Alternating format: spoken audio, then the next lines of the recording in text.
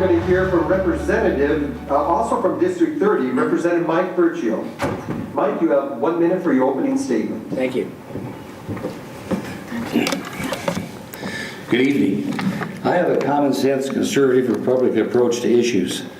We must work to sell others on our ideas and others on our issues and priorities to bring these ideas to fruition, not compromise. We need to create and lead to find these solutions. Just saying no is not good enough. Relationships and coalitions can and are being built in peer.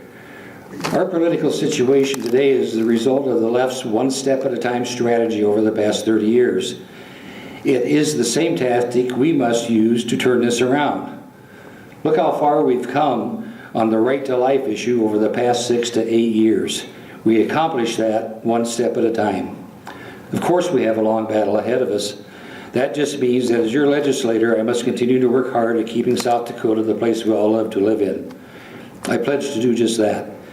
My focus this next session will be on career and technical education reforms so we can move ahead in building our economy. I'll be glad to share those ideas with you at any time, and you can get the particulars on my website, verchioforhouse.com. Thank you, Mike. Mike's first question tonight. What is the basis of your moral compass, Mike, and how will that influence what you decide is best for your constituents and the citizens of South Dakota? Thank you, Dale. Faith in my Lord and Savior Jesus Christ plays the central role in how I govern. Our freedoms are based on the God-given rights of every person. If I presume to govern, I can't disregard those rules. I execute the duties of my office without compromising my Christian principles and values. I call on the Lord for wisdom and guidance daily. I believe politics is all about relationships, listening, and yes, quite often forgiveness.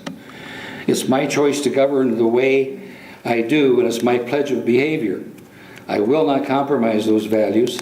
I feel blessed with the opportunity to serve you. Faith, family, and freedom is worth fighting for, worth devoting my life to. Thank you. And Mike, your second question tonight.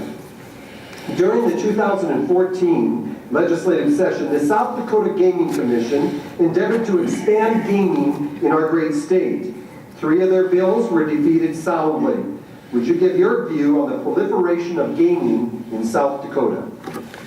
Yes, as gambling has expanded in our state and our surrounding states, our industry seems to think we need different games to re-excite their patrons and attract new ones to Deadwood and our native casinos. They also want to add more video machines and flashier new machines, increase bet limits, etc. Gambling is no longer unique. We draw fewer and fewer out-of-staters as gambling expands in their own states. We depend more and more on our own citizens. Some want to entice younger citizens to casinos and video gambling.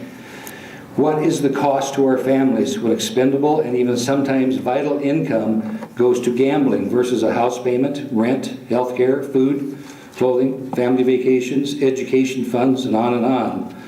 What about those who end up addicted and steal or embezzle to feed their habit, thus tearing their families' lives apart? We need to stop where we are and begin to find ways to replace that revenue. As a state, we are addicted to that general fund revenue. We need to start rehab now. We need to expand our tax base through economic development. We have to do without things we want and only fund the things we need until we kick this terrible habit. Will you join me in thanking Representative